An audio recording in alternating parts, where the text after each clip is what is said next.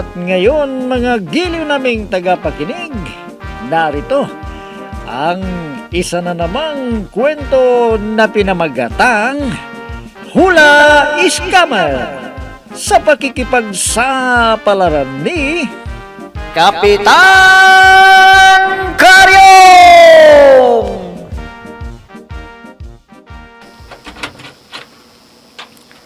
Ay, buwisit nakakainis talaga. Nagkawindang-windang ang pamumuno ko dahil sa kagagawan nila. Kap, Buwisit. mukhang galit na galit ka yatang dumating. Paano hindi ako magagalat? Yung mga paparasi na yan sa harap ng tindahan ni Bibang. Nadatnan ko sila na ako palang topic nila. Ha? Ikaw ang pinag-uusapan? Oo! Anong sabi nila, Kap? Sinabi nilang kabit mo ako, ganun ba? Hindi, Veronica.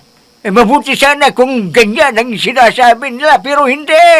Anong sinasabi nila? Matakin mong sinabi nilang kabit ko raw si Ijang. Nako, matanda na yan. Pareho sila ni Insyang na madalang maligaw. Ha? Teka, Kap. Bakit? Hindi ba totoong kabit mo rin siya? Nako! Huwag kang ganyan, Veronica. Kahit matanda na ako, hindi ako, pumapatol sa mga ganon. Mga madalang maligaw. At matanda na sila. Makunat na. Anong mapapalakaw sa mga yon? Nako! Nakakadire po eh! Kunwari ka pa. Bakit naging karelasyon mo si Aling Bebang? Matanda na yun. Kahit matanda na yan, makinis pa rin ang balat. At malayong maganda sa kanya. Kaysa sa sa akin? Ganun ba, Kap? Ganun ba? Nakaw, hindi ikaw. Mas malayong maganda sila kaysa sa mga yon. Kaya naakit ako sa Bibang na yon. Ganyan ka pala, Kap. Kahit matanda na, pinapatulan mo. Bakit? Ano bang mayroon sa kanila na wala ako? Ano, Kap? Wala, Veronica. Ikaw lang naman ang nagpapalagaya sa akin eh. Kung mawawala ka sa piling ka, baka ikamatay ko na. Basta, ayaw kong may kaagaw ako sa puso mo, Kap. Kung may mababalitaan pa akong chicks mo, magpapakamatay ako! Veronica!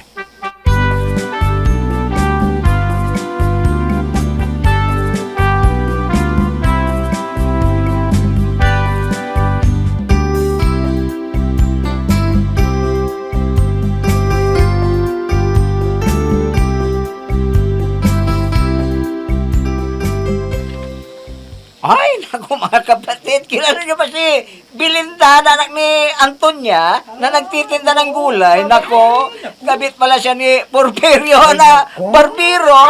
May issue na naman. Kabit niya. Ang mga papanagsin sa harap ng tindahan namin.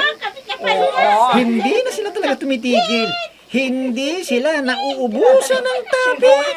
Darwina, pasensya ka na ha. Kararating ko lang sorry na. Ay, ikaw pala, Belinda. Ay, Melinda pala. Naku. Kanina pa kita hinihintay, ano? Uy, saan ka ba galing? Akala ko nakidnap ka na. Ha? Ginasa? At pinatay? Naku, grabe ka naman, Darwina. Na-traffic lang ako kasi may libing na naman. Buti lang sana kung iisa o dadalawa lang Ay, naku, 20 ang inilibing ngayon. Baka akala mo. Ganun ba? Oo. Naku, buti naman at nandito ka na. Dahil may lakad ako ngayon. Saan ka pupunta, Darwina? Siguro, may boilage ka na naman, ano? Hoy! Wala pa sa isip ko. Boilits na yan, ha? Oy, istorbo lang yan sa buhay ko. Kung ganon, saan ka pupunta? Alam ko na. Siguro, nagpadala ng pera ang tita ang hiling mo, no? Hindi. Basta may lakad ako ngayon. Kaya ikaw, ha? Ikaw muna. Ang bahala dito sa tindahan, ha? Bantayan mong mabuti si Tita Bibang. Baka mangupit. Ha? Ay, ikaw talaga, Darwina. Pati tita mo, pababantayan mo sa akin. Nakakaya naman, no? Ay, hindi, Melinda. Ilang beses ko na siya na nahuling nangungupit, ano? Kaya bantayan mo siya, okay? O sige, sinabi mo eh. Paano kung nahuli ko siyang nangupit? Anong gagawin ko? O ano pa? Di pa barangay mo. Ang puso kay nagdaraga. Ayan na naman ang isang matanda. Bibiyak at dibdib ka. Naintindihan mong kinanta. Ay, lasing na naman ang matandang yan. Lagi na yan, ano? Araw-araw umiinom yan.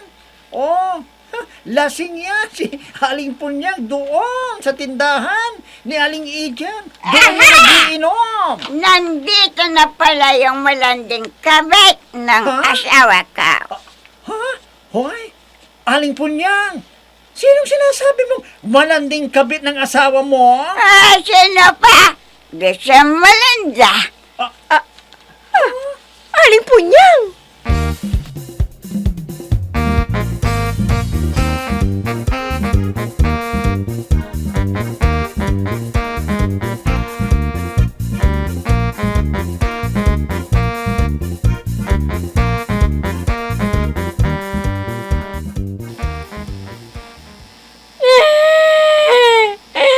Hindi ko na kaya ito.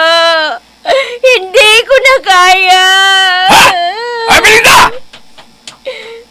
Ano nangyari sa'yo? Bakit ka na di mo na umiyak ka? Ano bang nangyari sa'yo, ha? Ha? May nampasto ba sa'yo? Hinipon ka, gano'n ba? Hindi, tay. Pero nasaktan ako sa sinabi ng bagugang na yon. Hoy, sinong bagugang yan? Sila, sabihin mo! At gaganti tayo sa kanya! Sino ba? Di si Aling Punyang na asawa ni Kapitan ni Tay. Bakit? Anong sinabi ng punyang ng bagugang na yan? Ano, anak? Ano? Hoy, sabihin mo kagad sa akin! Pumunta siya sa tindahan. Nalasing. Ha? Tapos, nilait-lait niya ako. Ha? Nilait-lait ka! Sinabing! Ano? Sabihin mo, Melinda! Anong sinabi ng bagugang na yan? Sabihin mo sa akin! Ay, nagigigil na ka! Narinig na Mama Marites na nandun. Sinabi niya sa akin.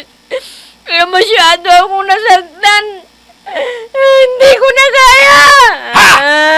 Parang gusto ko nang magpakamatay sa sama ng loob sa sinabi niya sa akin, Itay. Ano bang sinabi niya? Ano? Sinabi niya, kabit daw ako ni Kapitan Karyo. Ano? Sinabi yan? Maraming nakarinig na marites! Opo, Itay. Ngayon, sinira niya ang karangalan ko. Sinira ng Aling Punyang na yun. Siguradong pinag-uusapan na ako ng mga marites ngayon. Pinagkakalat na nila ang manarinig nila. Hindi pwede yan. Kailangan panagutan ng punyag na yan ang ginawa niya sa'yo. Halika, puntahan natin si Kakawan Asyong. Magpatulong tayo sa kanya. Panagutin natin ang punyag na yan. Halika!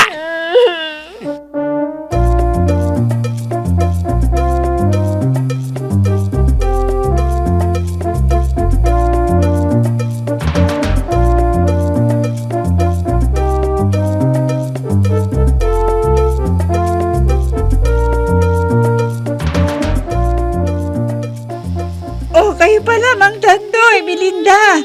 Ano po may paglilingkod ko sa inyo? May reklamo itong anak ko, biruin ka. Kaya, magpapablatter kami. Ha? Ano ang papablatter ninyo? May umaagrabyado ba sa iyo, Melinda? Melinda, anak. Sige, ilan mo ang nangyaring pangalipos na sa'yo? Tamakan ang karangalan natin. Sino, anak? Sige, Melinda. Ikwento mo ang buong pangyayari. Makikinig ako. Ganito yun ang nangyari. Ano po niya? Sabi ako. Narinig na mama! Tindahan! Ng tindahan! Gandoy! Ano na? Maintindihan naman ang sinasabi niya. Bakit mo tinatawanan ako? Ha? Sige. Ako na lang ang magkwento dahil masyado siyang nasaktan sa sinabi ng punyang na yon sa kanya. Bakit? Anong sinabi ni Aling Punyang sa kanya? May, ayon sa akin niya sa akin kanila. Pumunta raw si Punyang doon sa tindahan na kung saan namamasukan bilang sales lady ang anak kong maganda. At biglang dumating si Punyang. At ang sabi, kami daw ng asawa niya itong anak ko. Ano? Sinabi yan ni Aling Punyang sa iyo, Melinda? Oo, Veronica. At maraming nakarinig. Selos kung ganon. Posibleng totoo siguro na naimutil ni Kapitan ang Melindang to. Hindi totoo ang inaalam mo. Hindi totoo. Veronica, tumutulang laway mo. Ay, siya ang luha mo. Tawa ka rin ba sa sinapit ng anak ko? Mang Dandoy, tawa ko sa kanya. Hindi ko sasabihin na nagsiselos ako. Ha? Sige na, Veronica. Isulan mo lang sa blatter block ang book pala. Ang reklamo ng anak ko. Magsasampa kami ng kaso laban sa kanya. Mang Dandoy.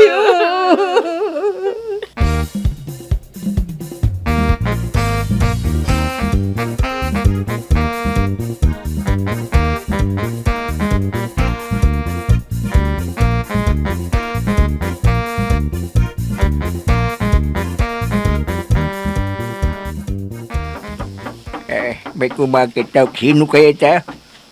Kung kailan ako alas saka naman darating. Sandali lang, nandiyan na! Kap, Veronica, ikaw pala. Bakit ka umiyak? Anong nangyari sa'yo, sweetheart, my honey, my love? totoo ba? Niyaya mo rin magmotel si Melinda? Ha? Oo. Veronica! Anong klaseng tanong yan? Nakaw. Nakakadiri naman. Pwe! Si Melinda, di mo mutil ka. Nakaw, walang katotohanan yan. Huwag mong sabihin yan, Veronica. Baka may makarinig eh. Ang tanong kong sagutin mo, Kap. Totoo bang nagmotel kayo ni Melinda? Walang katotohanan yan, Veronica. Chismis lang yan. Hindi ako naniniwala. Si Aling Punyang na mismo ang nagsabi na nagbutil kayo ni Melinda. Hindi ko sukat akalain na pati siya iniyaya mong magbutil. Huwag kang maingay, baka may magkarinig. Nakakahiya. Walang katotohanan yan eh. Ito ang tandaan mo, Kap. Kapag matutuklasan ko na totoo ang chismis, magpapakamatay ako. Veronica, huwag kang maniwala sa punyang na yan. Sira ulo yun eh. Sira ulo ka lang. Si Aling Punyang, nandito at may dalang baril at granata.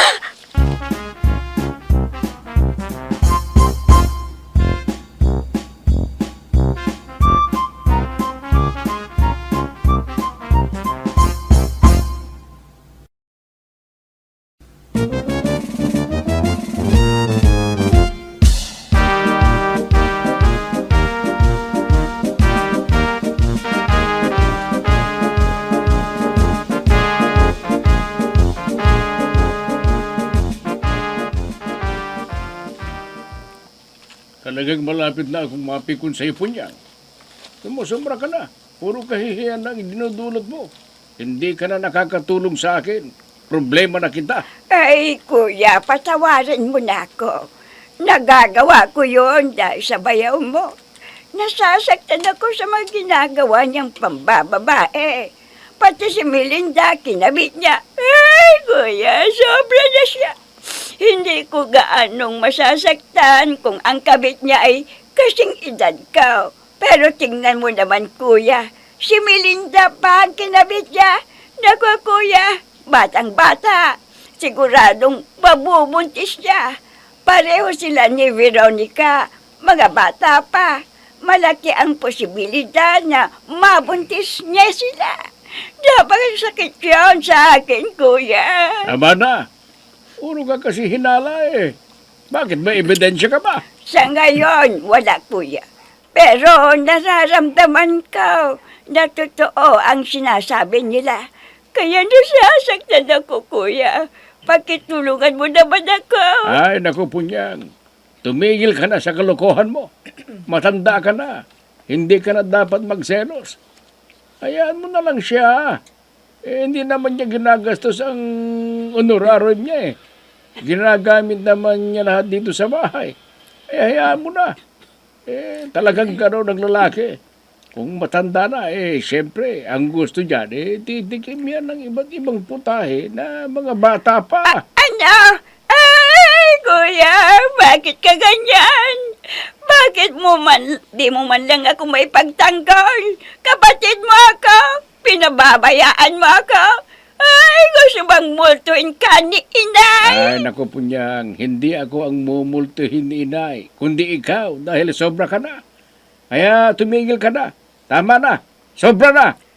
Marami ka nang ginawang kahihiyan ng pamilya natin. At kung dadagdagan mo pa yan, ha? Ililibing kita ng buhay. Kuya!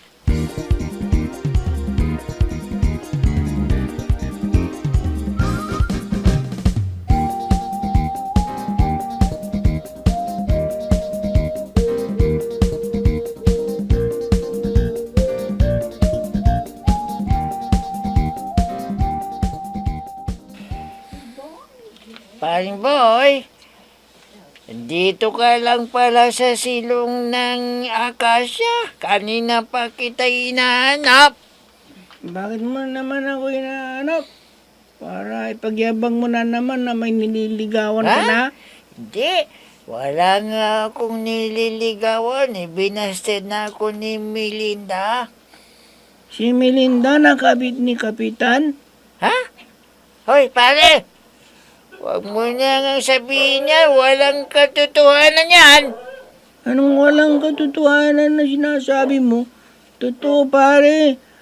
Lagi raw nilang nakikita na nagmamotel sila eh.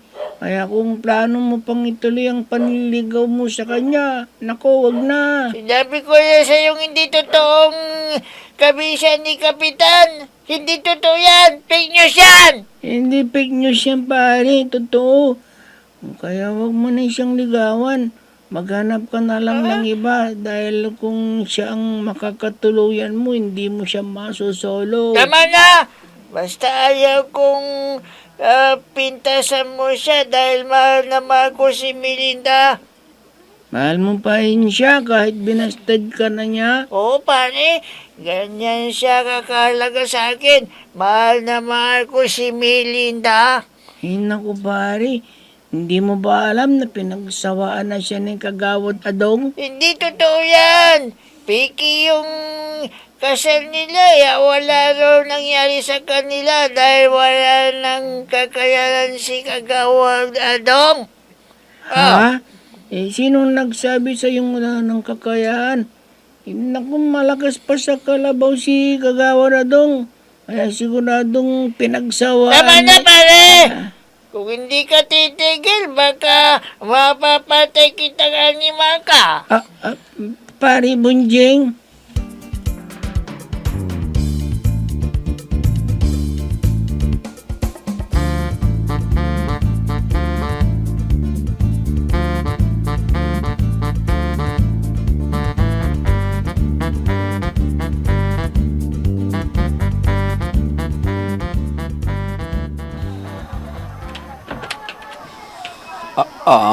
Pare, kanina pa tayong ikot na ikot dito sa palengke.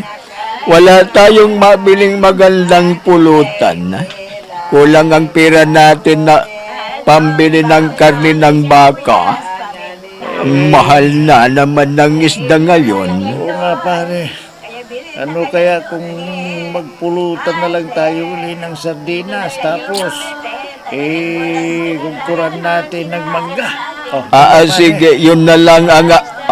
pare. Oh, may manguhula pala dito. Ha? Halika, pumasok tayo at alamin natin ang ating kapalaran.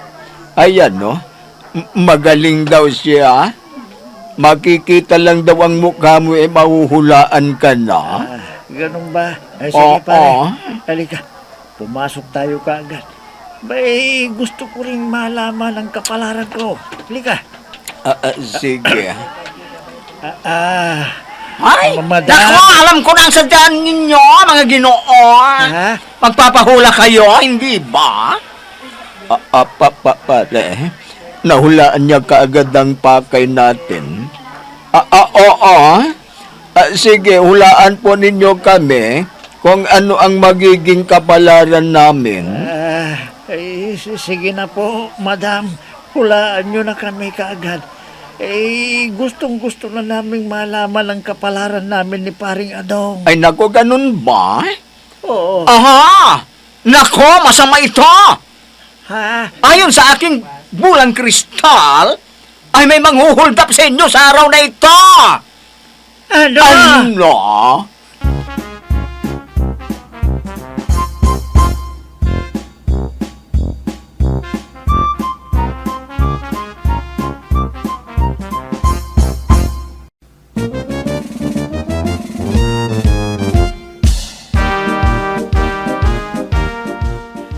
Totoo kaya ang sinabi ng manghuhula? Mga giliw naming tagapakinig, abangan ang susunod na kabanata ng ating kwento na pinamagatang Hula Scammer sa pakikipagsapalaran ni Kapitan Karyong! Mga nagbibigay buhay sa ating dula ay sina Mayra Abrihal Narnola, Susan Malikdam, Robert De Guzman, Ami Diaz, Oscar Ora, Jun Cabato, Technical Supervision at sa musika ni Oscar Ora, nilapatan ng tunog ni Robert De Guzman, mula sa panulat at direksyon ni Oscar Ora. Kapitan Karyong! Inihahandog sa inyo ng F3 Recording Studio para sa pambansang radyo ng Pilipinas, Bombo Radio Philippines!